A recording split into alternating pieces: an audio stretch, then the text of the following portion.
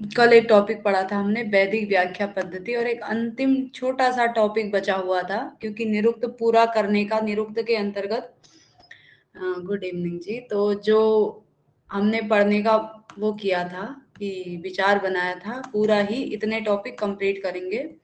तो आज अंतिम टॉपिक बचा है, इसी के साथ हम निरुक्त का भी कुछ रिवाइज कर लेंगे, कुछ प्रश्न बनाए हैं तो वो पढ़ लेंगे। तो वैदिक स्वर वाला एक है, वैदिक स्वर उद्दात, अनुदात, स्वरित, उसमें स्पष्ट लिखा है, इतने पढ़ने हैं। तो प्रचय भी मैंने लिखा है, थोड़ा सा प्रचय का भी परिचय हम प्राप्त कर लेंगे। उसके अतिरिक्त निघात भी होता है, तो कई प्रकार के स्वर होते हैं वैदिक ऋचाओं में। तो उद्दात, अनुदात, स्वरित मुख्य रूप से हमें पढ़ना है। थोड़ा सा एक रिवीजन जैसा, आप लोगों ने हाल में परीक्षा दी है तो अच्छे से पढ़ा होगा। मात्रा के आधार पर स्वर के 3 भेद होते हैं। हाँ, नहीं, फाइनल आंसर की प्रोविजनल तो पहले ही आ गई थी ना। अभी तो 2 ही लोग जुड़े हुए हैं, आप लोग जो चेक किया होगा किसी ने, शायद कल तक शाम तक ऐसे रिजल्ट भी आने की संभावना हो सकती है, क्योंकि आज तक जो हुआ है उसके आधार पर जैसे ही जो आंसर की आती है उसके बाद रिजल्ट तुरंत ही आ जाता है, तो लगभग एक ही दिन आता था आज तक। तो अब आगे देखते हैं इस साल कब आता है, रिजल्ट आने की भी संभावना होगी। चलिए हम अभी अपना पाठ आगे बढ़ाते हैं। मात्रा के आधार पर स्वर के 3 भेद होते हैं, ह्रस्व, दीर्घ और प्लुत। ठीक है, उदाहरण, ह्रस्व अ, दीर्घ आ, प्लुत अ इस प्रकार से लिखते हैं, प्लुत के आगे 3 का चिन्ह बना दिया जाता है। तो मात्रा के आधार पर 3 होते हैं, और ये जो है इनका उद्दात, अनुदात, स्वरित अभ्यंतर और बाह्य प्रयत्न होते हैं जो, तो स्वरों का बाह्य प्रयत्न हो जाएगा, उद्दात, अनुदात, स्वरित। उसके बाद उद्दात, नीता जी भी जुड़ चुके हैं। उच्चैर उद्दातः, तालु के ऊपरी भाग से, तालु इत्यादि के ऊपरी भाग से जो स्वर जिस स्थान से, तालु आदि होगा यहाँ पर, जो स्वर जिस स्थान से उच्चरित होता है उसके उच्च भाग से उच्चरित होता है उसे उद्दात स्वर कहते हैं। उद्दात का कोई चिन्ह नहीं होता है। वैदिक जो ऋचाएं होती हैं, आजकल जो नई किताबें हैं उनमें चिन्ह नहीं होते हैं, परंतु जो पुरानी पुस्तकें होती हैं उनमें चिन्ह लगे हुए होते हैं, ऐसे ऐसे इस प्रकार से चिन्ह लगे हुए होते हैं। तो उद्दात का कोई चिन्ह नहीं होता है, और अनुदात का नीचे से चिन्ह होता है, स्वरित का ऊपर से खड़ी रेखा के रूप में चिन्ह होता है। उसके बाद नीचई अनुदात, तालु इत्यादि के, तालु आदि के निम्न भाग से उच्चरित जो होते हैं उन स्वरों को अनुदात कहते हैं। उसके बाद अनुदात स्वर का चिन्ह स्वर के नीचे ऐसे पड़ी रेखा के रूप में लगाया जाता है। स्वरित, समाहार, स्वरित, उद्दात व अनुदात दोनों के वर्ण धर्म से उच्चरित, यानी कि वह एक समाहार स्वरित, मतलब ना ही वह उद्दात होगा, ऊंचा होगा, नहीं एकदम नीचे उद्दात होगा, क्या कहते हैं, उच्चारण होगा, समाहार होगा। जैसे एक मंत्र में देख करके,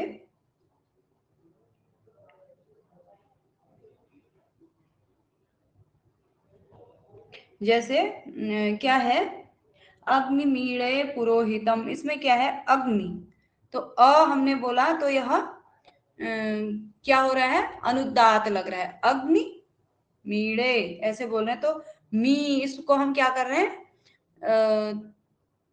अग्नि मीणे, तो यहाँ पर मी को जो है हम ना ही निम्न उच्चारण कर रहे हैं, ना ही उच्च उच्चारण कर रहे हैं, तो वह क्या हो जाएगा, समाहार स्वरित हो जाएगा।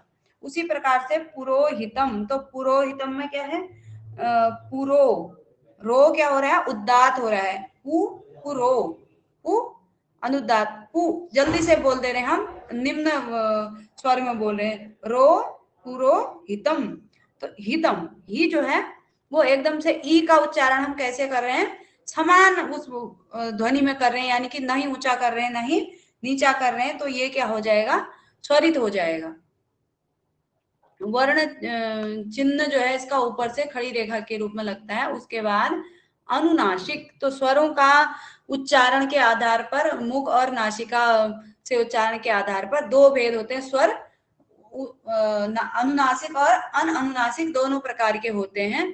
जिन स्वरों का उच्चारण मुख व नासिका दोनों की सहायता से होता है उन्हें अनुनासिक कहते हैं, और जिनका नहीं होता है उन्हें अनअनुनासिक कहते हैं, यानी केवल मुख से होता है अनअनुनासिक। परसों मैंने एक बार ध्वनि उसमें शायद भाषा शास्त्र भाषा विज्ञान पढ़ रहे थे, तो वहां पर हमने कहा कि एक गल बिल, यहाँ पर एक नासिका छिद्र और मुंह के बीच में एक क्या बोलते हैं उसको, काकल, वह होता है। वह क्या करता है, ऊपर के छिद्र को जब बंद कर देता है तो हवा केवल मुख से ही आती है। नासिका के छिद्र को जब बंद कर देता है तो मुख से ही हवा आती है, उस समय वह मुख से उच्चारण होता है। जब वह बीच में आ जाता है तो आधी हवा नासिका से निकलती है, आधी हवा मुख से निकलती है। तो उस समय क्या होता है, अनुनासिक वर्णों का उच्चारण होता है। आधी हवा नासिका से आती है, आधी हवा मुख से आती है, तो वह अनुनासिक उच्चारण होता है। तो जो स्वर है वह अनुनासिक और अनअनुनासिक दोनों प्रकार के हैं। स्वरों के 18 भेद हो जाते हैं, उद्दात, अनुदात, स्वरित, ह्रस्व, दीर्घ, प्लुत, अनुनासिक और अनअनुनासिक, ऐसे मिला करके एक ही स्वर के क्या हो जाते हैं, 18 भेद हो जाते हैं। और कुछ स्वरों के 12 भेद होते हैं, इन्हें हम आगे देखेंगे। उसके बाद अ ई री उ के 18 भेद होते हैं, और री और एच के 12 भेद होते हैं। जैसे सबसे पहले हमने मात्रा के आधार पर ह्रस्व, दीर्घ, प्लुत, एक स्वर के अ के हमने कितने भेद किए, 3 भेद किए, ह्रस्व, दीर्घ अ, ह्रस्व अ और प्लुत अ। तो क्या हो गया हमारा, अ 3 प्रकार का हो गया। लिखता भी नहीं है, लिख ले भाई।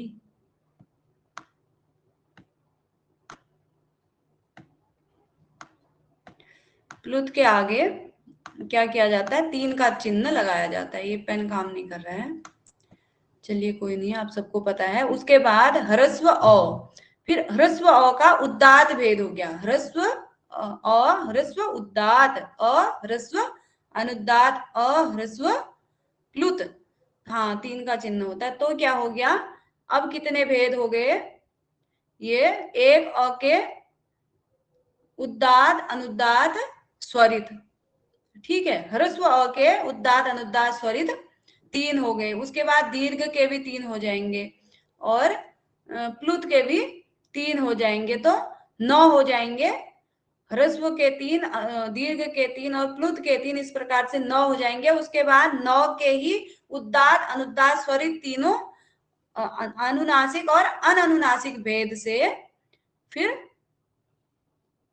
6 प्रकार का ह्रस्व अ हो जाएगा, उद्दात, अनुनासिक, अनुदात, अनुनासिक और स्वरित अनुनासिक। उद्दात अनअनुनासिक, अनुदात अनअनुनासिक, स्वरित अनअनुनासिक, इस प्रकार से ह्रस्व अ के 6 भेद हो जाएंगे, दीर्घ अ के भी 6 भेद हो जाएंगे, और प्लुत अ के भी 6 भेद हो जाएंगे। तो 6 3 18, कुल मिला के एक स्वर के कितने भेद हो जाते हैं, 18 भेद हो जाते हैं। लृकारस्य दीर्घा भावात द्वादशः भेदाः। हाँ, ह्रस्व नहीं सॉरी, लृकार से दीर्घा भावात, लृ जो है इसका केवल ह्रस्व और प्लुत भेद प्राप्त होता है, दीर्घ भेद प्राप्त नहीं होता है, इसलिए 12 भेद हो जाते हैं। इसके 6 भेद कम हो गए दीर्घ वाले। जिस प्रकार से अ के ये वाले भेद हैं दीर्घ वाले, ये 6 भेद क्या हो गए, इसके कम हो गए। तो इस प्रकार से ऋकार के केवल 12 भेद ही होते हैं। यदि री और री का सवर्ण, री और री को सवर्ण भी माना जाता है, सवर्ण री और री के कुल मिला के 30 भेद। कभी पूछा जाता है सवर्ण री और री के कितने भेद हैं, तो 30 भेद होते हैं। एच इत्यस्य द्वादशः भेदाः ह्रस्वाभावात्, और एच, ए ऐ ओ औ, एच, इनके 12 भेद होते हैं। किस अभाव से, ह्रस्व के अभाव से। ह्रस्व ए नहीं होता है, ह्रस्व ऐ भी नहीं होता है, तो इनके क्या हो जाएंगे, केवल 12 भेद हो जाएंगे। उसके बाद ए ऐ ओ अयऊ इनके ह्रस्व के अभाव के कारण 12 भेद होते हैं। री के दीर्घ भेद दीर्घ अभाव के कारण 12 भेद होते हैं। सवर्ण ऋकार जो है 18 प्रकार का री हो गया ह्रस्व दीर्घ प्लुद, और 12 प्रकार का लृ हो गया, इसलिए सवर्ण ऋकार के 30 भेद होते हैं। उसके बाद कुछ स्वरित के नियम हैं।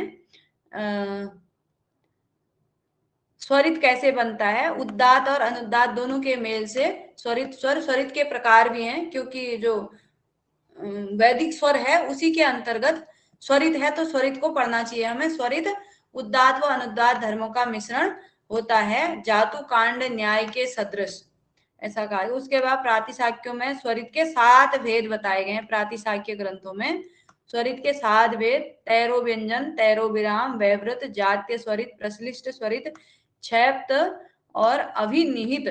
तो इस प्रकार के 7 प्रकार के स्वरित के कितने भेद होते हैं कभी पूछ लिया जाए तो 7 भेद होते हैं। व्यंजन का व्यवधान होने पर भी उद्दात के बाद अनुदात जहां स्वरित होता है उसे तैरो व्यंजन स्वरित। स्वरित के 7 भेदों को हम क्रमशः देखेंगे। उद्दात के बाद अनुदात जहां स्वरित हो जाता है, उद्दात के बाद का अनुदात जहां क्या हो जाता है? स्वरित हो जाता है। तो एक अनुदात के विषय में नियम है कि प्रत्येक पद में एक अनुदात होता है। कोई भी एक पद है उसमें एक अनुदात होता है। तो यहाँ पर कह रहे हैं अनुदात के बाद, उद्दात के बाद अनुदात जहां स्वरित हो जाता है उसे तैरो व्यंजन कहते हैं। जैसे यहाँ पर क्या हुआ है? ईड़े, ये क्या हो गया? यहाँ पर उद्दात कोई चिन्ह नहीं लगा है तो ये उद्दात है। उसके बाद उद्दात के बाद का अनुदात होगा, लेकिन इतना स्वर का इत्यादि का मुझे ज्ञान नहीं है किस प्रकार से ये बदलते हैं स्वर। तो यहाँ पर ये क्या हो गया? अनुदात था लेकिन क्या हो गया? स्वरित हो गया। तो इस वजह से इसको क्या बोलेंगे? तैरो व्यंजन स्वरित बोलेंगे। उसी प्रकार से हव्ये, रंते इत्यादि। उसके बाद तैरो विराम क्या होता है? स्वरित का अपर नाम वैरो अवग्रह स्वरित भी है। यहाँ पर अवग्रह जहां पर दिखेगा वहां पर तैरो विराम स्वरित हो जाएगा। स्वरित के चिन्ह से पूर्व यदि अवग्रह कभी पूछेंगे तो प्रश्न इसी प्रकार से बनाएंगे, ये इसी प्रकार से पद दे दिया जाएगा, और जहां पर अवग्रह के बाद स्वरित का चिन्ह दिखे, स्वरित आपको पता है ऊपर से चिन्ह होता है और अनुदात का नीचे से होता है, उद्दात का कोई चिन्ह नहीं होता है। तो अवग्रह का व्यवधान होने पर पूर्व पद्य के अंतिम उद्दात के प्रभाव से उत्तर पद्य लिखा है, पद होना चाहिए, पद का प्रथम अनुदात स्वरित हो जाता है। जैसे गणपतिम, तो यहाँ पर क्या है? गण था, उसके बाद यहाँ पर इसका व्यवधान हो गया। ठीक है, क्या कह रहे हैं? पूर्व पद्य का अंतिम उद्दात, ये यहाँ पर ण जो है क्या है? उद्दात है, क्योंकि इसके वहां पर कोई चिन्ह नहीं लगा है, तो बीच में अवग्रह का व्यवधान हो गया। अगला प क्या हो? ये प में जो अ है वो क्या हो गया? स्वरित हो गया। जो उद्दात अनुदात स्वरित होते हैं, केवल स्वर होते हैं, व्यंजन नहीं होते हैं। तो जो प में अ है वह कैसा होगा? स्वरित होगा। तो ये स्वरित हो गया, तो इस स्वरित को क्या बोलेंगे? जो अनुदात के बाद का नहीं, उद्दात के बाद का जो अनुदात था वह क्या हो गया? स्वरित हो गया। तो उसे क्या बोलेंगे? तैरो विराम स्वरित बोलेंगे। उसके बाद अगला जात्य स्वरित एक है, क्योंकि 7 भेद हैं, 7 का सामान्य देख लेते हैं, क्या पता कभी पूछा जाए। एक पद में जिस स्वरित के पूर्व में कोई उद्दात नहीं होता है वह जात्य स्वरित होता है। एक पद में जिस स्वरित के पूर्व कोई उद्दात नहीं होता है उसे क्या कहते हैं? जात्य स्वरित कहते हैं। यह जात्य स्वरित कहाँ पाया जाता है? य अथवा व के अंत में होने वाले संयुक्त अक्षर में पाया जाता है। यदि जात्य स्वरित के अनंतर उद्दात हो तो दीर्घ होने पर 3 का अंक लिखकर उस पर अनुदात और स्वरित दोनों चिन्ह लगते हैं। जातीय स्वरित क्योंकि क्या होता है,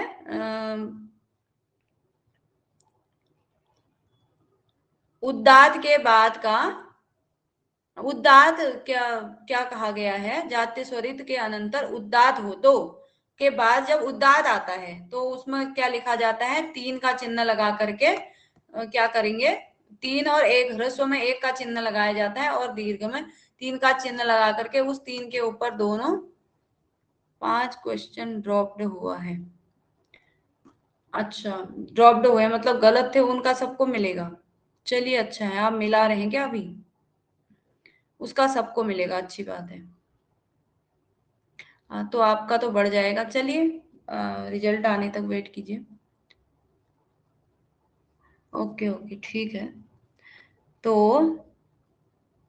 जातीय स्वरित य और व के अंत में होने वाले संयुक्त अक्षर में पाया जाता है। जैसे यहाँ पर है य व के अंत में पाया जाने वाला ये है, यहाँ पर क्या है, य के बाद जो आ है वह क्या हो गया, जातीय स्वरित हो गया।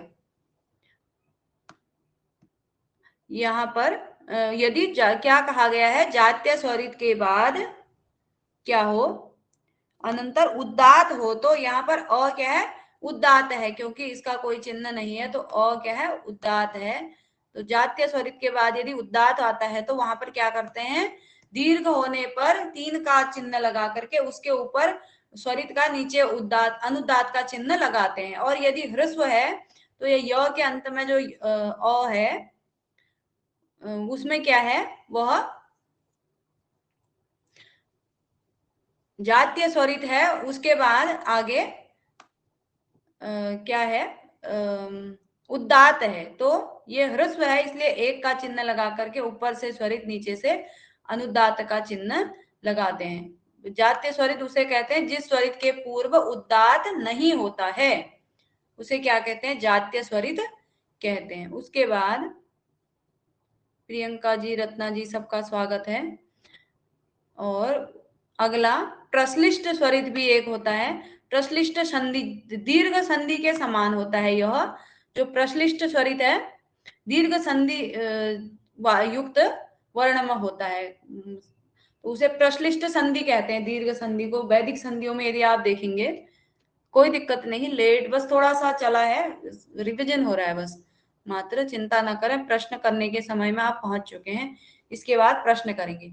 प्रश्लिष्ट संधि में एक और उदात होने पर संधि स्वर उदात हो जाता है, किंतु 2 ह्रस्व इकारों की संधि में पदांत उदात और पदादि अनुदात की संधि में स्वरित हो जाता है। प्रश्लिष्ट संधि बोलते हैं दीर्घ संधि को, जैसे सूची इव, तो यहाँ पर सुचिव बन गया, तो यहाँ पर इसको इस वाले जो ई जो स्वरित हुआ है इसे क्या बोलेंगे, प्रश्लिष्ट स्वरित। इतना ध्यान रखिएगा कि जहां पर दीर्घ संधि युक्त वर्ण सूची प्लस इव बराबर सुचिव, जहां पर ये स्वरित हुआ है उसको प्रश्लिष्ट स्वरित कहेंगे। थोड़ा सामान्य परिचय हो जाए इनका, क्योंकि इतना वैदिक पद्धति से पढ़े हुए नहीं है तो अधिक स्वरित इत्यादि के विषय में, ये वैदिक स्वर के विषय में अधिक कहने में समर्थ नहीं है, फिर भी परिचय हो जाए, ठीक है। जो दीर्घ इतना पकड़ के रखना है, जहां पर दीर्घ संधि युक्त जो पद है, शब्द है, उसमें क्या होगा, उसमें जो स्वरित होगा वह प्रश्लिष्ट स्वरित कहलाएगा। उसके बाद क्षैप्र स्वरित होता है। उदात स्वर और अनुदात असवर्ण स्वर की संधि होने पर उदात स्वर और अनुदात असवर्ण स्वर, ठीक है, उसकी संधि होने पर संधि अक्षर स्वरित होता है। जैसे नु क्या है, ये उदात स्वर है, इसमें कोई चिन्ह नहीं है। ऊ क्या है, इसका नु में जो ऊ है वह उदात है, और इधर ई क्या है, अनुदात है और असवर्ण है। ऊ का असवर्ण है, सवर्ण नहीं है। तो यहाँ पर जो न और नहीं, सॉरी, ऊ और ई मिला करके व बना है, ठीक है। व यहाँ पर ऊ को व हो जाएगा, उसके बाद न्विंद्र ऐसे हो गया, तो व हो गया, तो ये जो ई है ये क्या हो गया, संधि अक्षर में आ गया ना, संधि अक्षर स्वरित हो गया ये, तो ये क्या हो जाएगा, क्षैप्र स्वरित कहलाएगा। जहां पर आप ये ध्यान रखेंगे कि यण संधि जैसे जहां पर हो रही है तो वहां पर जो स्वरित होता है उसे क्या कहेंगे, क्षैप्र स्वरित कहेंगे। और उदात्त, अगला अभिनिहित स्वरित, उदात्त ए ओ के साथ परवर्ती अनुदात्त ओ के साथ संधि होने पर संध्यक्षर स्वरित होता है। उदात्त ए ओ के साथ परवर्ती अनुदात्त अ के साथ संधि होने पर इधर क्या होगा, एक तरफ पूर्व पक्ष में उदात्त ए और ओ होना चाहिए, पर पक्ष में क्या होना चाहिए, अनुदात्त अ। तो वहां पर जो संध्यक्षर बनेगा वह क्या हो जाएगा, अभिहित अभिनिहित स्वरित बन जाएगा। अभिनिहित स्वरित ये जो हमारा प्रकृति भाव वाला, कौन सा, एंग पदांतादति, प्रकृति भाव ही होता है ना, संधि भी भूल जाते हैं कभी कभी। तो हाँ, पूर्व रूप, सॉरी, पूर्व रूप संधि, प्रकृति भाव तो संधि का अभाव होता है। पूर्व रूप जो होता है उसमें उस वाली संधि में जो स्वरित होगा वह क्या होगा, संध्यक्षर जो स्वरित हुआ रहेगा वह अनअभिहित स्वरित कहलाएगा। तो इस प्रकार से क्या हो जाएगा, ये 7 प्रकार के स्वरितों के भेद देख लिए, फिर एक बार फिर से देख लेते हैं जो लोग फिर से जुड़े, बाद में जुड़े हैं। तो उदात्त और अनुदात्त दोनों के मेल से स्वरित निष्पन्न होता है ना, जिस जो समाहार स्वरित कहा जाता है। नहीं उसमें उदात्त का मतलब उदात्त के समान उच्च भी नहीं होता है और अनुदात्त के समान निम्न भी नहीं होता है, निच्च स्वर से भी उच्चारित नहीं होता है। समाहार यानी कि समान सम रूप में जिसका उच्चारण किया जाता है वह स्वरित कहलाता है। तो उसमें दोनों का मिश्रण होता है, उदात्त और अनुदात्त का। प्रातिशाख्यों के अनुसार 7 प्रकार के स्वरित बताए गए हैं, उदात्त, अनुदात्त। उसके बाद जो स्वरित आता है वह 7 प्रकार के, क्योंकि हमें वैदिक स्वर पढ़ने हैं, उदात्त, अनुदात्त, स्वरित, तो उसमें स्वरित के कितने भेद हैं पूछा जा सकता है, जिस प्रकार के प्रश्न बन रहे हैं। तो 13 व्यंजन, 13 विराम, वैवृत, जात्य, प्रश्लिष्ट, क्षैप्त और अभिनिहित। 7 नहीं, आप 8 भेद कह रहे, 7 भेद।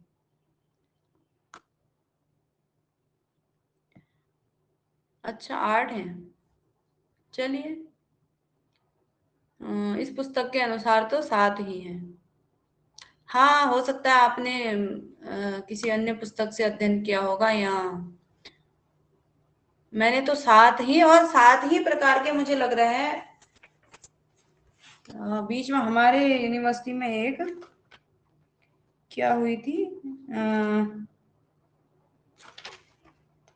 एक सेमिनार आयोजित हुई थी तो उसमें भी पढ़ाया था, पर मैंने नोट नहीं किया है उसका।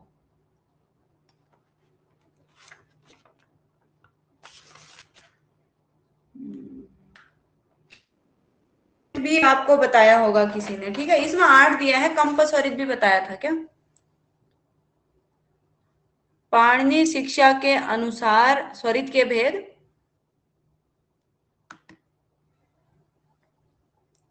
कंप स्वरित भी एक है इसमें, जो है मैं कंप स्वरित भी उन्होंने भी बताया था, कंप स्वरित एक भेद। यही है क्या जानकी जी, या कुछ अन्य है इन 7 के अतिरिक्त कंप स्वरित?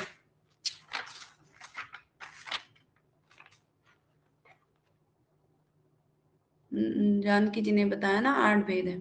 चलिए देखेंगे, कंप स्वरित वो बता रहे थे। यहाँ पर कंप स्वरित के विषय में कहा गया है, वो शायद पेज मैंने फोटो तो खींची थी परंतु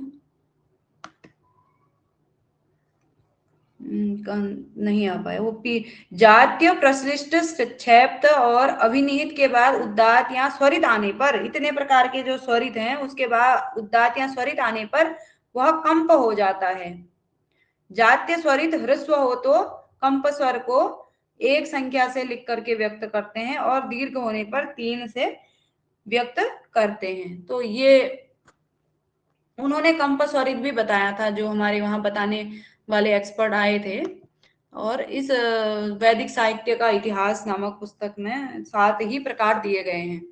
चलिए ये सारी चीजें, उसके बाद कुछ महत्वपूर्ण बिंदु प्रचय के विषय में। प्रचय जब स्वरित के बाद आने वाला अनुदात स्वर उदात के समान उच्चरित होता है। स्वरित के बाद आने वाला जो अनुदात स्वर है वह उदात के समान उच्चरित होता है। अनुदात था वह स्वरित के बाद आने के कारण उदात यानी कि ऊंचा उसका उच्च स्वर से उच्चारण होता है, तो उसे प्रचय कहते हैं। प्रचय का भी कोई चिन्ह नहीं होता है, क्योंकि अनुदात जो है उदात बन जाता है। जात्यो तेरो व्यंजन तेरो जात्य हो गया, अभिहित छह प्रश्लिष्ट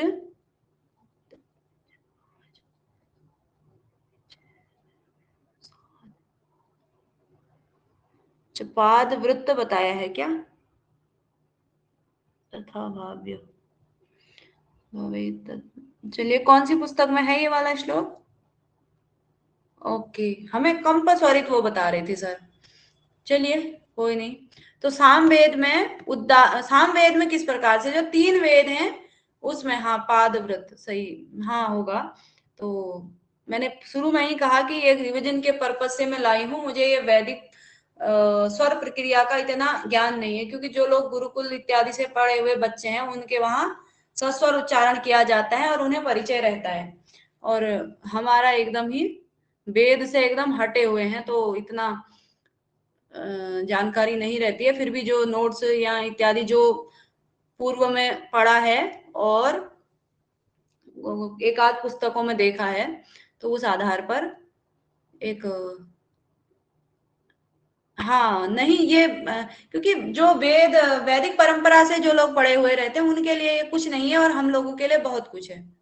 हाँ होता होगा। चलिए, ये पुस्तक का आप भेज दीजिएगा यदि किसी में दिया गया है या आपने कहाँ से नोट किया है, क्योंकि उन्होंने हमें कंपस और बताया था और आपने एक अलग बताया है, तो अच्छी बात है। तो उसके बाद तीनों वेदों में हमने अभी बताया उदात का कोई चिन्ह नहीं होता है, अनुदात का नीचे चिन्ह होता है और स्वरित का ऊपर चिन्ह होता है। तो अब जो सामवेद है, सामवेद में अलग प्रक्रिया है, ठीक है, स्वरों की। सामवेद में तीनों वेदों में अलग प्रक्रिया है, सामवेद में अलग प्रक्रिया है। सामवेद में उदात को एक से, वहां पर तीनों वेदों में उदात का, शुभ संध्या संगीता जी, सामवेद में, अन्य वेदों में उदात का कोई चिन्ह नहीं है, लेकिन सामवेद में क्या है, एक की संख्या से दिखाया जाता है। किसको? उदात को। और अनुदात का 3 है, स्वरित का 2 है। उसमें क्या लिखा जाता है? यदि आपने अग्नि आये ही वितये वाला मंत्र यदि स्वर सहित कहीं पर आपने देखा हो तो उसमें 1 2 3 करके ऐसे ऊपर से संख्याएं लिखी गई है। तो वह क्या है, ये जो सामवेद की स्वर प्रक्रिया है, उदात के लिए 1, अनुदात के लिए 3, स्वरित के लिए 2। अब आप ऐसे याद कर सकते हैं, क्योंकि स्वरित बीच का है उदात और अनुदात का। उदात पहला हो गया, उच्चैर उदात, नीचैर अनुदात, अनुदात बाद का हो गया, तो बीच का जो 2 है वह क्या हो गया, स्वरित का चिन्ह। यदि कभी कोई आपसे पूछे तो इस प्रकार से कर सकते हैं, स्वरित का 2, अनुदात का 3 और उदात का 1। ये जो है सामवेद की प्रक्रिया है। उसके बाद अब हम सीधा प्रश्नों में चलेंगे। वैदिक वांग्मय भी लिखा है कुछ, क्योंकि वैदिक वांग्मय से रिलेटेड स्वर इत्यादि के 3-4 प्रश्न हैं। तो सभी लोग तैयार हैं, 7 लोग जुड़े हुए हैं और आरंभ करें यदि आप लोगों की आज्ञा हो तो। टेस्ट आरंभ करते हैं, कुछ निरुक्त का रिवीजन हो जाएगा।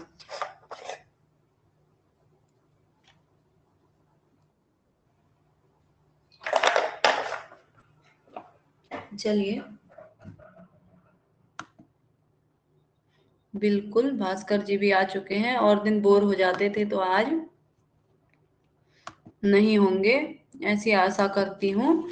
पहला प्रश्न है, छंदोभ्यः समाहृत्य के समाम नाताः। छंदों से चुन चुन करके, समाहृत्य का अभिप्राय होता है चुन चुन करके, के कौन, समाम नाताः कौन एकत्रित किए गए हैं। तो आप लोग प्रश्न पढ़ के आंसर करेंगे।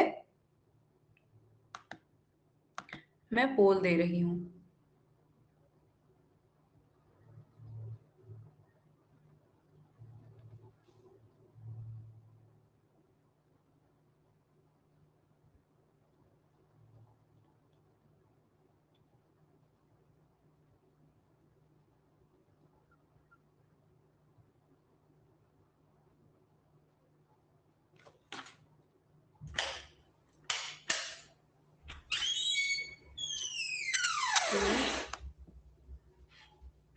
सभी का हो चुका है। जानकी जी ने सही जवाब दिया और लोगों ने ध्यान नहीं दिया क्या? छंदों से क्या आपको अन्य क्यों लग रहा है भाई उत्तर? इसमें तो ऐसा कुछ है ही नहीं। छंदों से चुन चुन करके किन्हें इकट्ठा, किन की बात कर रहे थे हम? शब्दों की तो बात कर रहे थे। वैदिक शब्दों का शब्दकोश क्या पढ़ा हमने? निरुक्त, निघंटु पढ़ा, उसकी व्याख्या निरुक्त में पढ़ी। तो छंदों से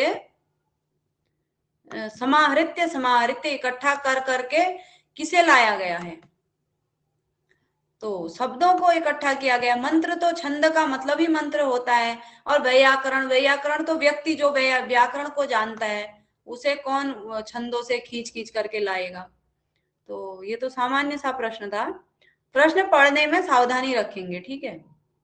और प्रश्नकर्ता, हमें तो इतना घुमाना नहीं आता है, या हम छोटे मोटे लोग, और प्रश्नकर्ता बहुत उच्च कोटि के होते हैं तो वो कैसे भी घुमा करके प्रश्न बना सकते। दूसरा प्रश्न पढ़ेंगे। औपमन्योः अनुसारम शब्दाः कस्मात् निगंतवः सन्ति। शब्दों को निगंत निगंतवः क्यों कहा गया है, किस आधार पर कहा गया है? तो औपमन्यु के अनुसार क्या कहा है उन्होंने? ये निगंतु ही हैं और इनको निघंटु कहा गया है, ऐसा उनका मत है। तो कैसे, क्यों शब्द जो है निगंतु उनको कहा गया है?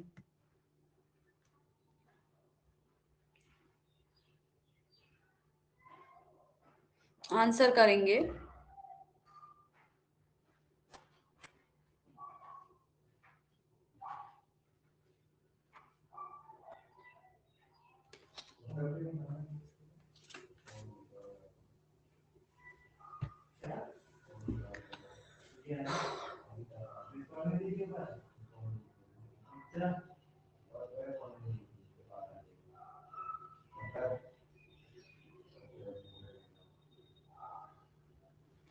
बिल्कुल 5 लोगों ने सही आंसर दिया।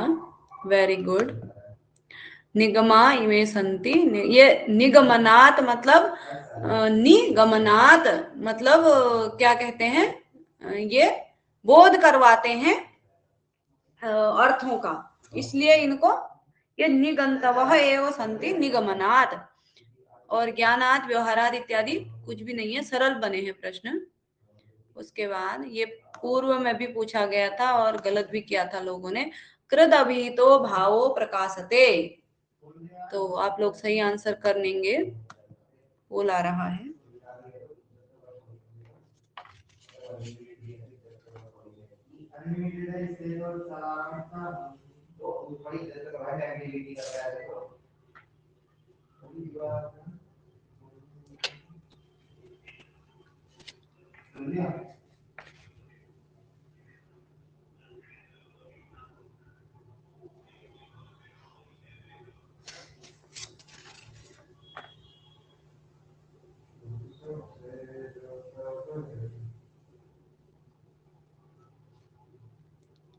एक व्यक्ति ने आंसर नहीं किया, 6 में से 5 लोगों ने सही आंसर दिया। नंदन सिंह जी के पास शायद पोल नहीं पहुंचा।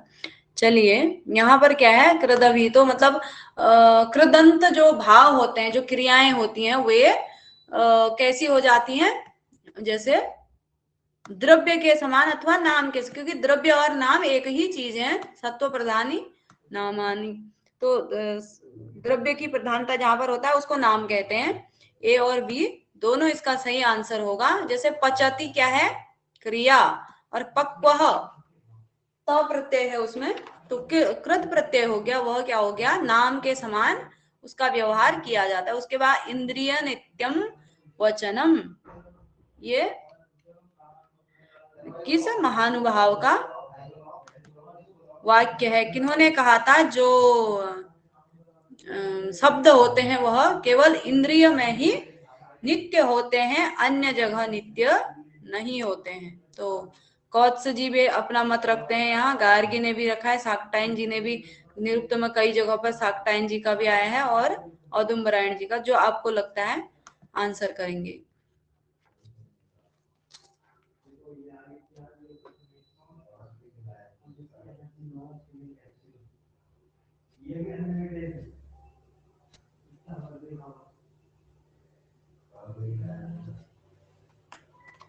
चलिए समाप्त करते हैं। तो 5 लोगों ने सही आंसर दिया, वेरी गुड।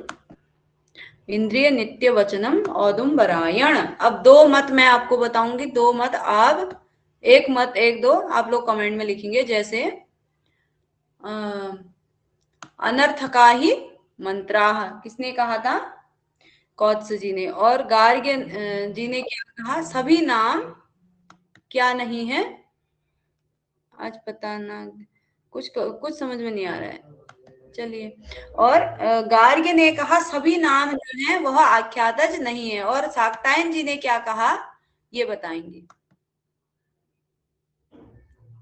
हाँ, हो सकता है, कोई नहीं, आप आंसर की आती है और उसका परिणाम जैसा भी होता है उससे, क्योंकि वह केवल अल्प संतोष ही होगा पास होना और जेआरएफ इत्यादि हो जाना। हमें आगे बढ़ते जाना है, तो ज्यादा उसके विषय में नहीं सोचना है। चलिए, शाकटायन जी ने कहा कि सभी जितने भी नाम हैं वह आख्यातज हैं, और गार्ग्य जी ने कहा सभी नहीं है। ठीक है। उसके बाद कौत्स जी ने कह दिया कि मंत्र ही क्या है? अनर्थक है। क्या मैं सही कह रही हूं या कुछ और है? चलिए आगे बढ़ेंगे। निरुक्त अध्ययनस्य प्रयोजनम, हाँ, न निर्बद्धा उपसर्गा, हाँ ये भी है।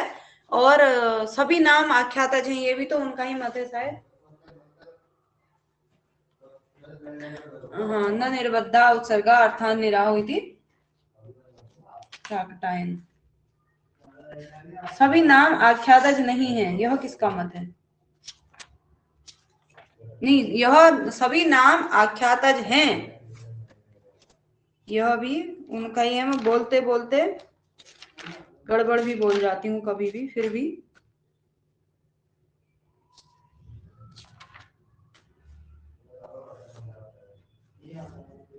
ये शाकटायन और गार्गी जी ने कहा कि उपसर्गों का अपना अर्थ नहीं होता है। ये वैसे हम बहुत बार कर चुके हैं। और उपसर्गों का अपना स्वतंत्र अर्थ नहीं होता है, ये भी गार्ग्य जी ने कहा। उच्चावचाः पदार्थाः भवन्ति, ये किसने कहा? उच्चावचाः पदार्थाः भवन्ति, कौत्स जी ने कहा। Very good. ये प्रश्न नहीं बन पाया आज। ये उपसर्ग के विषय में उन्होंने कहा है कि उच्चावचाः पदार्थाः भवन्ति, गार्ग्य जी ने कहा है। चलिए आगे बढ़ते हैं। निरुक्त अध्ययनस्य प्रयोजनम नास्ति, निरुक्त के अध्ययन का प्रयोजन नहीं है। ठीक है। पद विभाग, मंत्रार्थ ज्ञान, कथावाचन और देवता ज्ञान। तुरंत ही आपके पास पोल पहुंच रहा है।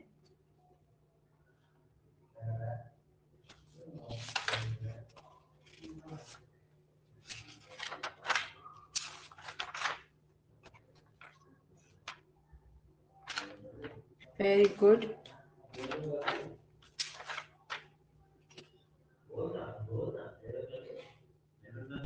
उच्चावचाः पदार्था भवन्ति इति गार्ग्य ने कहा है। कौत्स ने अनर्थकाः मंत्रा कहा है। ठीक है संगीता जी, अनर्थका ही मंत्र। हाँ बिल्कुल। चलिए 5 लोगों ने सही आंसर दिया है। तो कथावाचन कोई भी इसका परिणाम नहीं है, निरुक्त का प्रयोजन नहीं है। कथावाचन के लिए थोड़ा निरुक्त पढ़ेंगे। उसके बाद निघण्टोः कस्मिन् काण्डे अनेकार्थानां शब्दानां संकलनम् अस्ति विद्यते। निघण्टोः, निघण्टु के किस कांड में अनेकार्थक, ठीक है।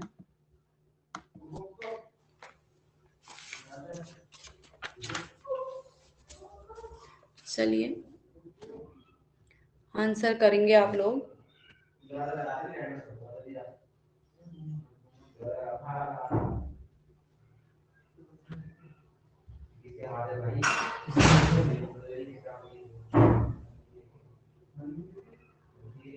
चलिए संख्या घट रही है, कोई बात नहीं। 4 लोगों ने किया और नीता जी आंसर नहीं कर पाई। तो एक पदिक कांड या नैगम कांड जिसे कहते हैं, तो ये अनेकार्थक शब्द है। एक शब्द के अनेक अर्थ जिसमें होते हैं वह एक पदिक कांड या नैगम कांड है। नैघंटुक कांड में पर्यायवाची जो शब्द है। नैघंटुक कांड में कितने अध्याय हैं? निघंटु के नैघंटुक कांड 3 कांड हैं, इसमें कितने अध्याय हैं? कोई निघंटु का अध्याय विभाजन लिखे। निघंटु में 5 अध्याय हैं, नैघंटुक कांड में 3 अध्याय हैं। वेरी गुड, 1 से 3। और चतुर्थ अध्याय किसमें है? नैगम कांड या एक पदिक कांड में, और दैवत कांड में 5वां अध्याय है, ठीक है। और उधर निरुक्त का लिख दीजिए, उसमें कितने हैं? तीनों कांडों में किस प्रकार से अध्याय विभाजन है? हाँ, 7 से 12। निरुक्तस्यानुसारम गौ शब्दस्य निर्वचनम नास्ति। निरुक्त के अनुसार गौ शब्द का निर्वचन नहीं है। यत् दूरंगता भवति यच्चास्यां भूतानि गच्छन्ति गाते और विकारः नामकरणः येनोच्चरितेन शासनालांगुल ककुतखुर विषाणानाम संप्रत्ययः भवति। तो तुरंत हम आंसर देंगे, आपको भेजेंगे पोल।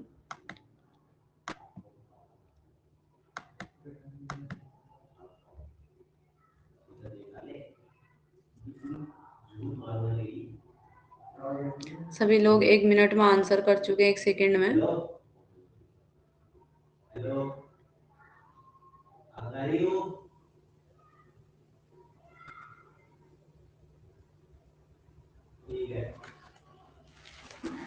एक व्यक्ति ने नहीं किया, उन तक पोल नहीं पहुंच पा रहा है क्या?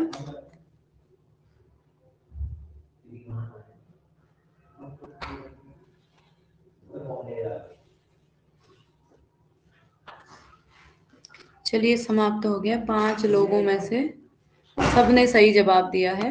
नीता जी के पास शायद दिक्कत आ रही है, नहीं दे पा रही है वो आंसर। तो ये एनोच्चरितेन शासना लांगुल ककुतखुर विषाणानाम संप्रत्यय भवति, ये महाभाष्य में उसमें बोला गया है गाय के लिए। ये या तो हाँ आसान, बस ऐसे ही कुछ रिवीजन हो जाए, तीनों निर्वचन याद हो जाएं।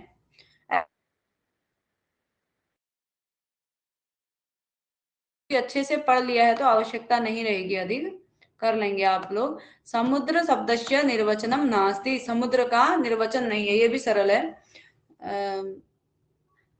सम्मोदन्ते अस्मिन् भूतानि समुदको भवति समुन्नति इति सम्मानं प्राप्नोति इति, इस प्रकार से कौन सा समुद्र का निर्वचन नहीं है। यदि सर्वे होता तो फिर कंफ्यूजिंग वाली स्थिति बन जाती। तो आप लोगों ने फटाफट आंसर दे दिया है। नीता जी ने भी दे दिया है अभी।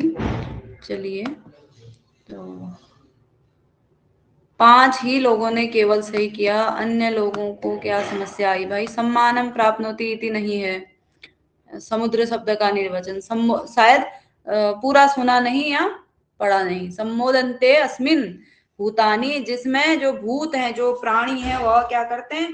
सम्मोदन्ते, प्रसन्न होते हैं, खुश रहते हैं। उसके बाद समुद्र को भवती, अधिक जल वाला जो होता है वह क्या है? समुद्र है। उसके बाद समुन्नति इति, जो क्या है, समुन्नति जो गीला करता रहता है, भिगोता रहता है, वह समुद्र है।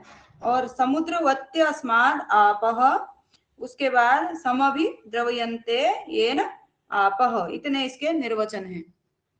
निरुक्तस्य अनुसार आदित्यस्य कति नामानि सन्ति, निरुक्त के अनुसार आदित्य के कितने नाम हैं।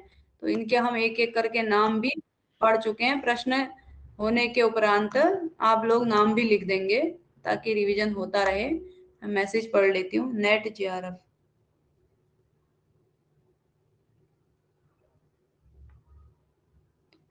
दीदी पांडे नहीं, अब पढ़ाया हम वही याद है।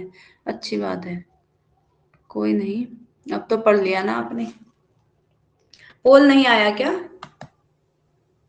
अच्छा आया है, मैं मैसेज पढ़ने लग गई थी।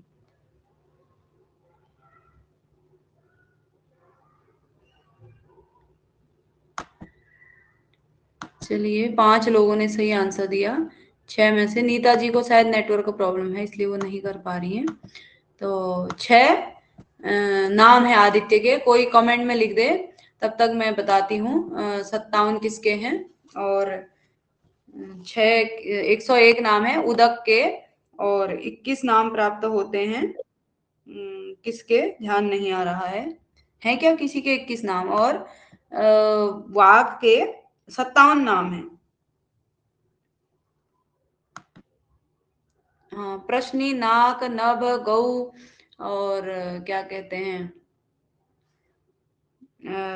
प्रश्नी, नाक, नौ, गौ, विष्टभ, नभ, स्व।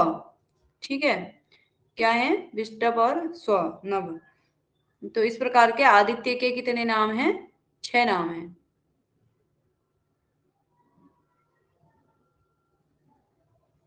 उसके बाद निरुक्तस्य अनुसारम उषा शब्दस्य व्युत्पत्ति ही।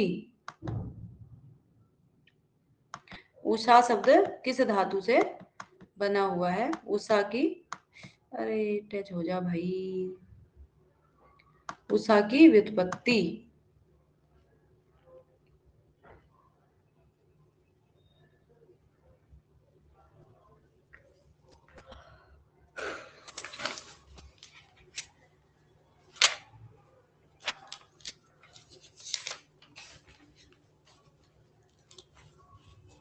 चलिए 6 लोगों ने आंसर दिया है।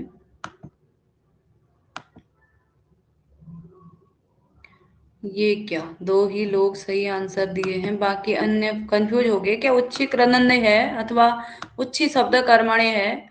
उच्ची विवाह से क्या करती है ये उषा? क्या करती है? दूर करती है। किसे करती है? अंधकार को दूर करती है। उच्ची विवाह से धातु से, उच्ची धातु से विवास अर्थ यानी कि हटाने के अर्थ में प्रयुक्त होती है। उसके बाद कुछ चीजें आपको नई भी आज प्राप्त होंगी जो हम पढ़ नहीं पाए। रुसत वत्सा का, ठीक है, यहाँ पर गलत होने में हमें कोई परेशानी नहीं है।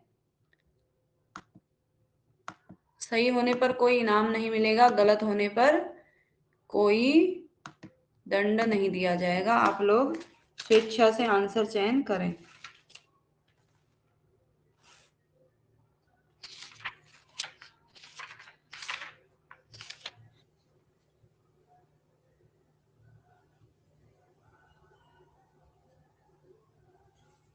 चलिए 6 से 6 लोगों ने आंसर दे दिया है।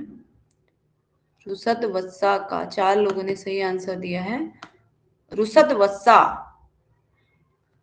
रुसत का मतलब होता है सूर्य, वत्सा बछड़ा, यानी कि क्योंकि उषा के बाद बछड़ा आता है नहीं सॉरी बछड़ा, सूर्य आता है, तो उसे उषा को क्या कहा गया है? रुसत वत्सा कहा गया है। ठीक है, चलिए कोई नहीं, जान कीजिए, कोई दिक्कत नहीं है। नया है ये, मैं उस समय पढ़ाते समय मुझे मिला नहीं क्योंकि हमने व्युत्पत्तियां ही व्युत्पत्तियां देखी, तो ये नया मिल गया था, तो जान लें। निरुक्तस्य अनुसारम उपल इति कस्य नामांतरम भवति, ये आप गलत नहीं करेंगे सभी लोग, क्योंकि हम बहुत बार हमने बहुत अच्छे से इसको डिस्कस किया है कक्षा में। चलिए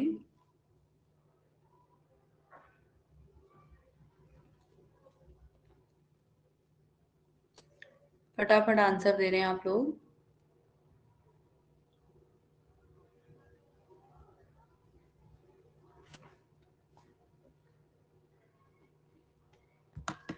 बिल्कुल,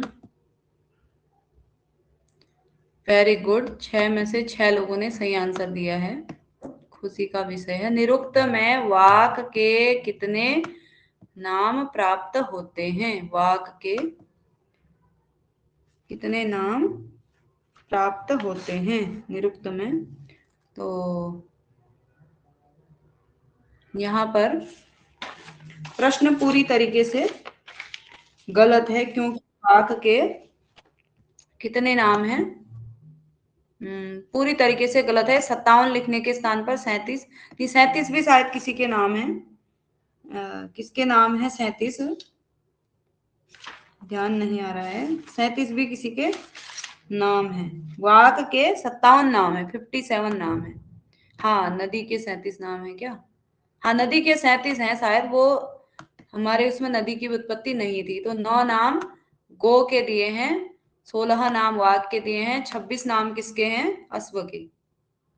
ये नहीं, इसके लिए क्या पोल दे सकते हैं? क्योंकि प्रश्न ही गलत है।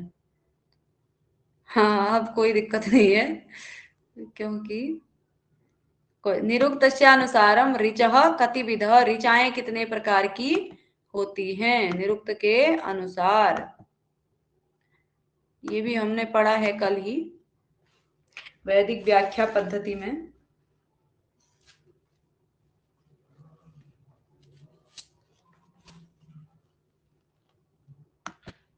वेरी गुड,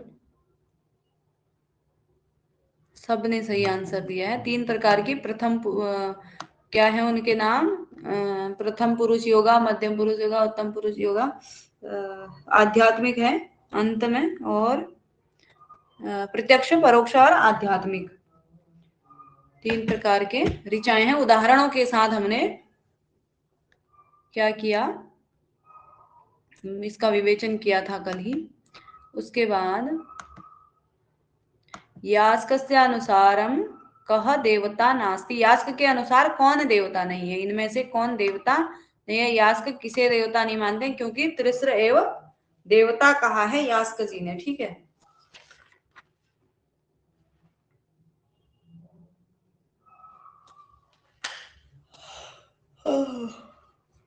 चलिए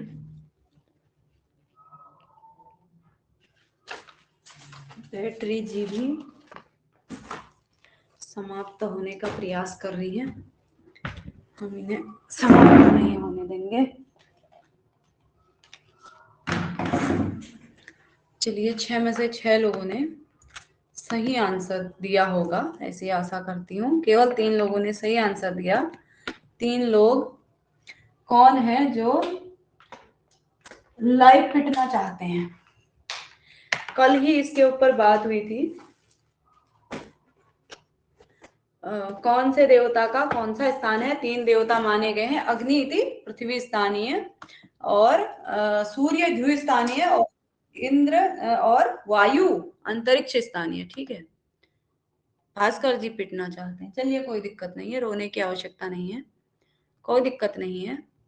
यास्क के अनुसार उषा को नहीं, क्योंकि उन्होंने बोला आंसर तो बता दिए। हाँ, लास्ट वाले का।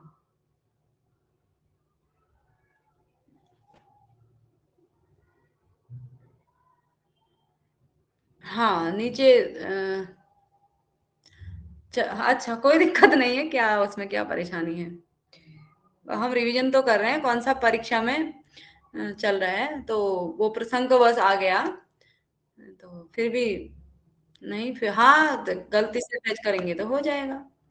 चलिए, नीचे वाले को बिना पढ़े हम क्या करेंगे, पोल दे देंगे आपको। ठीक है, हम चाहें तो गलत भी करवा सकते हैं आपका दूसरा आंसर लगा के यहाँ से। जरूरी नहीं है कि आपका सही ही हो।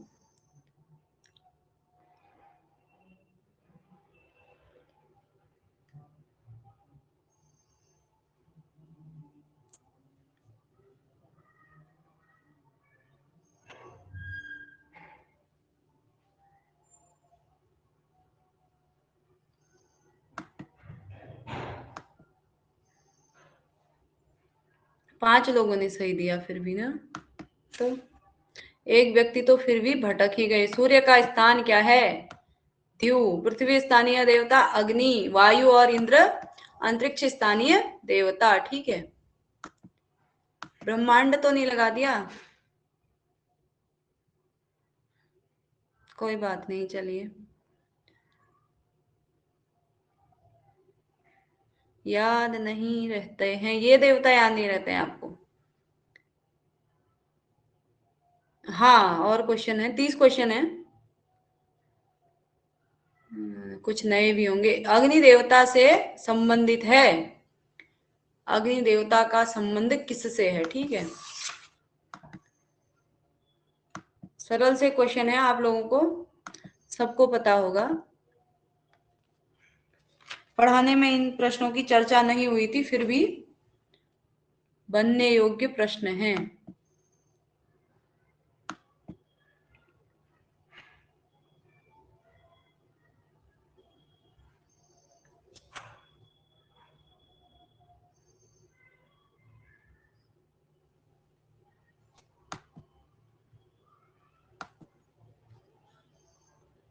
तो 4 लोगों ने सही आंसर दिया। गायत्री छंद अग्निमीड़े पुरोहितम, पहला जो मंत्र है वो किस छंद में है? गायत्री छंद में। प्रातः सवन में गायत्री छंद का प्रयोग किया जाता है, ऐसा आपने पाणिनीय शिक्षा में पढ़ा होगा। और उसके बाद वसंत ऋतु में अग्नि का आह्वान किया जाता है। तो ये निरुक्त में भी है ये, और वहां पर हमने जो क्या कहते हैं, वायु जो है कंठ में विचरण करते हुए कौन सा स्वर निकालती है और उसका प्रयोग, गायत्री छंद निकालती है और उसका प्रयोग प्रातः सवन में किया जाता है, वो पढ़ा। तो ये सब अग्नि से संबंधित है। सी वाले में कंफ्यूजन नहीं, वसंत ऋतु में अग्नि देवता से संबंधित है, आपने केवल सी कर दिया था क्या? तो अग्नि देवता से संबंधित बसंत ऋतु तो है ही है। इंद्र देवता से संबंधित छंद है, तो 22वां प्रश्न है इंद्र देवता से संबंधित। तुरंत ही मैं बोल देती हूँ, सही करेंगे अब, आप गलत नहीं करेंगे।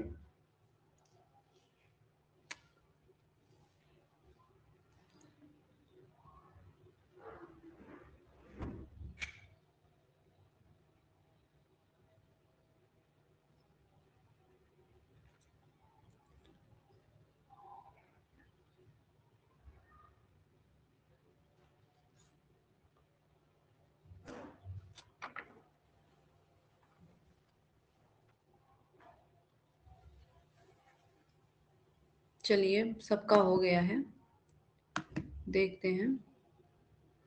5 लोगों ने ही सही आंसर दिया भाई। इंद्र सूक्त में त्रिष्टुप छंद है, तो इंद्र देवता से संबंधित छंद त्रिष्टुप है। ठीक है, गलत नहीं करेंगे। उसके बाद अगला, उत्तमे स्थाने कह समामनातः। यहाँ पर क्या है, 3 प्रकार के देवता यास्क जी ने बताए हैं। किसे प्रथम स्थान में माना है, किसे उत्तम का मतलब सबसे उत्तम ऐसा नहीं मानेंगे, उत्तमे स्थाने कहा गया है। प्रथमे स्थाने कह, मैं एक बता देती हूँ आपको, प्रथमे स्थाने अग्नि, ठीक है, और उत्तमे स्थाने कहा आप लोग बताएंगे। मध्यमे स्थाने, उत्तमे स्थाने, 2 चीज आपके लिए बचा है। तब तक बसंत ऋतु में ब्राह्मण, हाँ बिल्कुल, तो अग्नि का आधान करता है, अग्नि का आह्वान करता है, वही बात है। बसंत ऋतु का संबंध अग्नि से है, मतलब जोड़ तोड़ के जहां तहां से सारे शास्त्र एक ही चीजों को लगभग उनका भाव वही होता है, अलग भाव नहीं रहता है।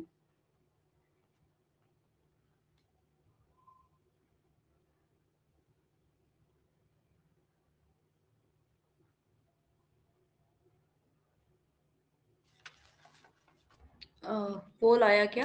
हाँ, 3 लोगों ने सही आंसर किया है, जबकि मैं ट्रिक बता चुकी थी। मतलब ट्रिक क्या, मैंने जो बोलते हैं ना, जैसे वो कौन बनेगा करोड़पति वाले में क्या दे देते हैं, कुछ ऑप्शन कम कर देते हैं। तो अग्नि प्रथम स्थान में है कहा मैंने, और उत्तम स्थान में सूर्य है, इंद्र जो है मध्यम स्थान में। ये थोड़ा सा निरुक्त में था, तो क्योंकि हम निर्वचन निर्वचन हमारे पास पढ़ने के लिए थे, तो ये चीजें थोड़ा सा रह गई। तो इसमें क्या कहा गया है, ये तीनों, क्योंकि तीन पर देवता बताए हैं तो तीनों के लिए बताया है। अग्नि जो है वह अथ अथेता अग्नि अथ एता अग्नि भक्तिनी अयम लोक, इस लोक की यानी कि पृथ्वी लोक की है अग्नि। और प्रातः सवनम वसंत गायत्री त्रिवृत्त स्तोम, इस प्रकार से अग्नि के विषय में कहा गया है कि प्रातः सवन यानी कि प्रथम स्थान पर कौन है, अग्नि है। और मध्यम दिन सवन त्रिष्टुप छंद के द्वारा ग्रीष्म ऋतु में इंद्र का होता है। ये मैं 10 मैसेज आ चुके हैं, 10 खाली दिखा रहे हैं। चलिए ये थोड़ा सा सुन लीजिए आप लोग, यदि आज तक नहीं पढ़ा कहीं तो।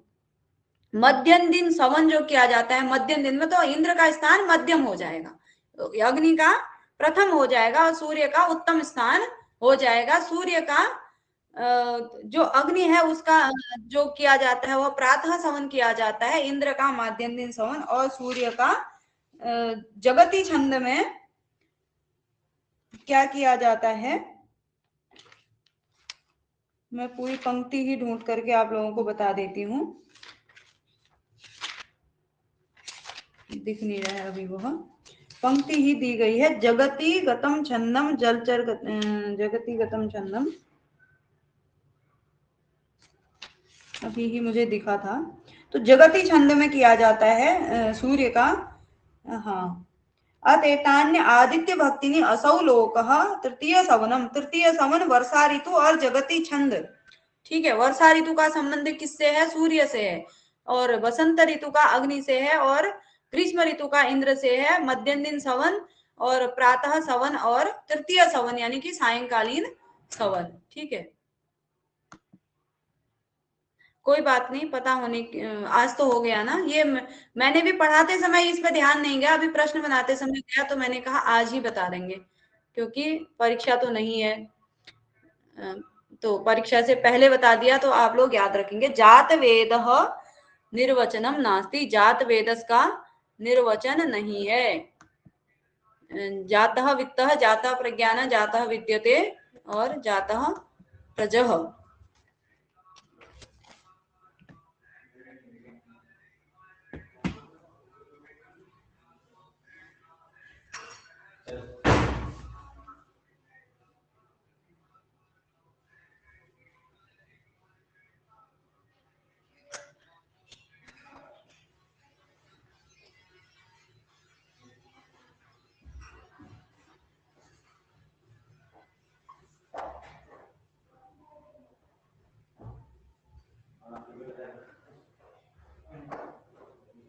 चलिए, सबने जवाब दे दिया है।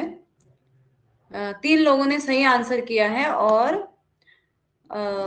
6 में से 3 लोगों ने गलत किया है। तो जात वेदस का कल हम पढ़ रहे थे, तो हमने 3 जात वेदस और वैश्वानर और वृत्र इन तीनों का देखा था। तो जात वेदस के कौन कौन से हैं, एक बार मैं आप लोगों को रिवाइज करा दूं।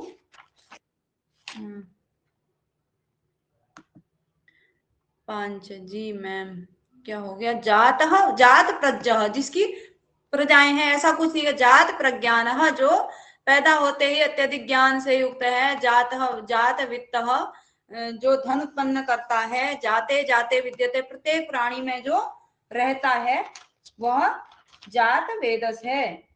उसके अतिरिक्त 2-3 व्युत्पत्तियां और हैं इनकी, तुरंत ही मैं बोल देती हूँ एक बार।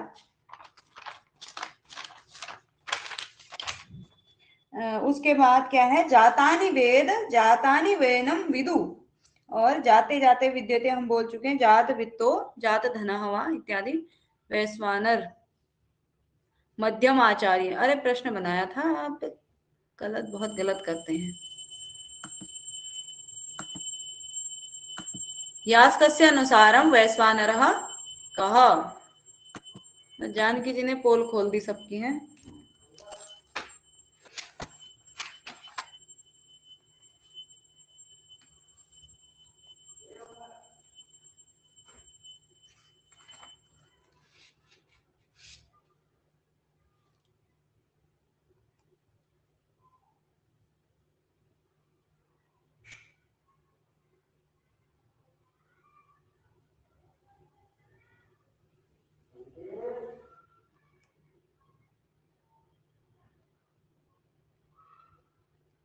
चलिए समाप्त करते हैं। ये देखो है,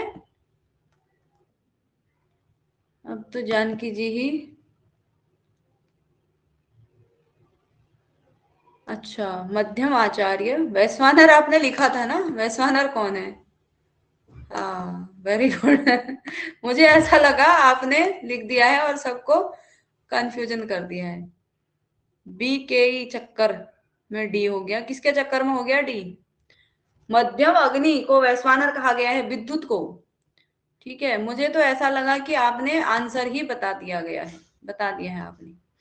उसके बाद कुछ और प्रश्न है, निम्न में से सरल प्रश्न है, तो आज करवाया था इसलिए मुझे लगा कि निम्न में से उद्दात कौन उद्दात है? ठीक है, आप लोग फटाक से आंसर देंगे 2 मिनट में, 2 मिनट नहीं, 2 सेकंड में।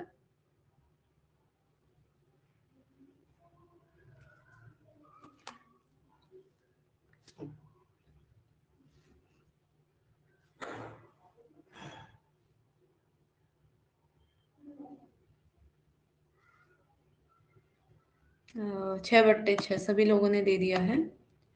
तो कौन उद्दात है? गलत। एक पिटने का नंबर किसका है? 6 लोगों ने दिया ना। तो ये अनुदात का चिन्ह है, ये स्वरित का चिन्ह है। उद्दात के नीचे कोई चिन्ह नहीं होता है उद्दात के पास। ठीक,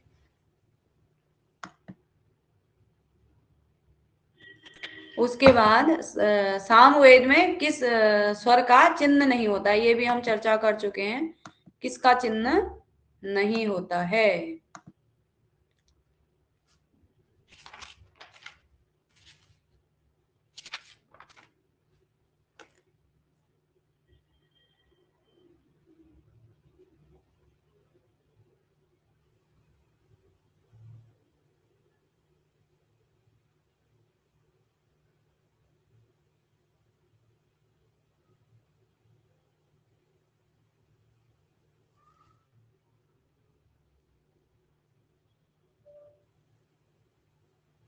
चलिए, सभी लोगों ने आंसर दे दिया है, सही दिया होगा। 4 लोगों ने सही आंसर दिया, 2 लोग या तो देर में आए थे या फिर ध्यान नहीं है। तो प्रचय का कोई चिन्ह सामवेद में नहीं होता था। मैंने बोला 1, लिख नहीं रहा है, 2 और 3। ठीक है, इस प्रकार से वहां पर सामवेद में चिन्ह लगाए जाते हैं, जबकि अन्य वेदों में गणित का ऊपर और अनुदात का नीचे, उद्दात का कोई चिन्ह नहीं होता है, प्रचय का भी कोई चिन्ह नहीं होता है। लेकिन सामवेद में उद्दात का भी चिन्ह होता है, 1 से प्रदर्शित किया जाता है उद्दात को, और अनुदात को 3 से किया जाता है। ठीक है, और बीच का जो है समाहार स्वरित, इन दोनों के गुणों से युक्त बीच के अंक से 2 से स्वरित को चिन्हित किया जाता है। स्वरित के बाद आने वाला अनुदात क्या कहलाता है? ठीक है, ये भी सरल प्रश्न है, अभी ही चर्चा हुई है। स्वरित के बाद आने वाला क्या कहलाता है? चल जा भाई, चल जा चल जा। अरे बोल ही नहीं जाएगा।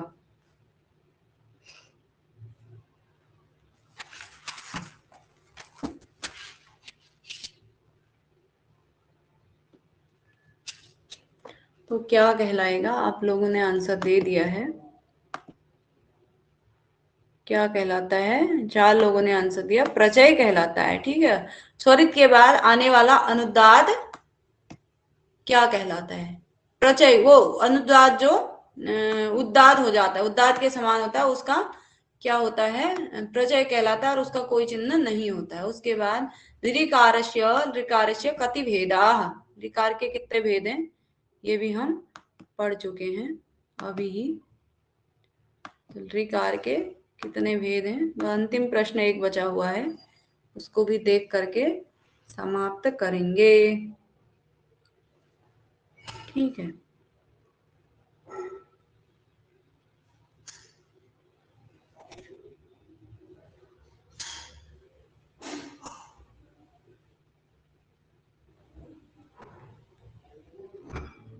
चलिए 6 में से 6 लोग आंसर दे चुके हैं। ऋकारस्य कति भेदाः। बहुत गलत बात है भाई। द्वादश भेद हैं और किस अभाव से, चलिए कमेंट में लिखिए, किस अभाव से ऋकार के भेद 12 ही होते हैं, कौन सा नहीं होता है ऋकार में।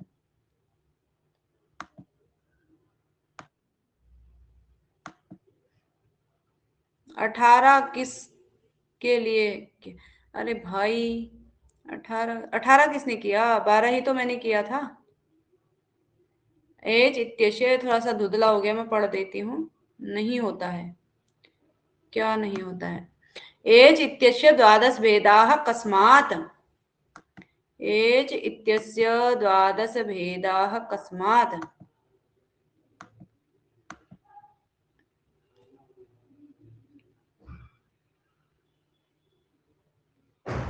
लृ का क्या नहीं होता है, चलिए इसके बाद देंगे आप लोग आंसर। पहले पोल में आंसर दीजिए, उसके बाद बताएंगे।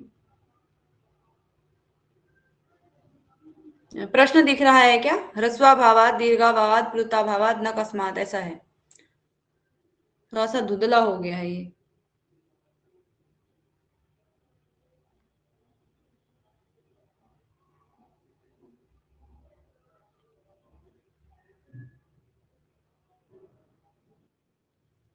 केवल 2 लोगों ने, क्या हुआ आप लोगों को आंसर दिखा नहीं या फिर क्या समस्या आ गई भाई। हाँ, उसका दीर्घ नहीं होता है लरी का, और एज का क्या नहीं होता है, ह्रस्व नहीं होता है। इस वाले प्रश्न में क्या समस्या आ गई भाई।